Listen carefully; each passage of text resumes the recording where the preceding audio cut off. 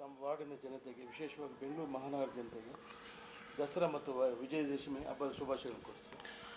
ನಾವು ಫಸ್ಟು ಜರಗನಹಳ್ಳಿ ಯಲ್ಚೇನಹಳ್ಳಿ ಜನ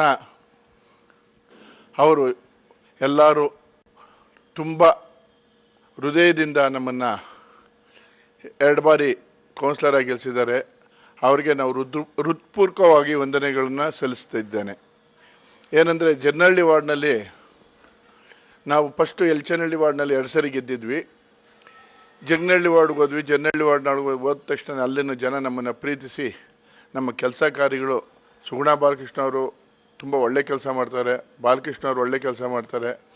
ನಮಗೆ ಎಲ್ಲದಕ್ಕಿಂತ ಮುಖ್ಯವಾಗಿ ನಾವು ಯಾರು ಒಂದು ಹಾದಿಯಲ್ಲಿ ನಾವು ಈ ರಾಜಕೀಯದೊಳಗೆ ವಿದ್ಯೆ ಕಲ್ತಿರೋದಂದರೆ ಅಶೋಕ್ ಅವರು ಒಳ್ಳೆ ನಮಗೆ ಪ್ರೋತ್ಸಾಹ, ಇವತ್ತು ಅವ್ರದ್ದೇ ಪ್ರೋತ್ಸಾಹ, ನಮಗಿನ್ನು ಮುಂದೆನೂ ಅವರೇ ಅವ್ರು ಒಳ್ಳೆ ಪ್ರೋತ್ಸಾಹ ಕೊಟ್ಟರು.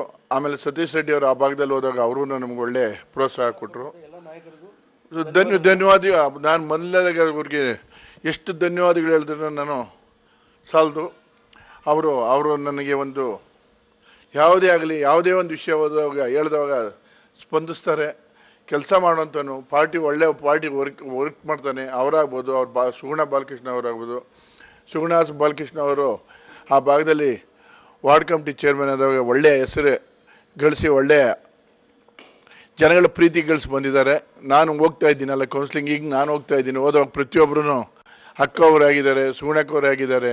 ನಾವು ಫ್ರೆಂಡ್ಲಿ ಇದ್ವಿ. ನಾವು ಏನು ಗೊತ್ತಾ, ನಮಗೆ ಅಕ್ಕನೇ ಬಂದಿದ್ರೆ ಚೆನ್ನಾಗಿತ್ತು ಅಂತ ನನ್ನ ಒಂಥರ ನೀವು ಸ್ಪರ್ಧೆ ಮಾಡಿದ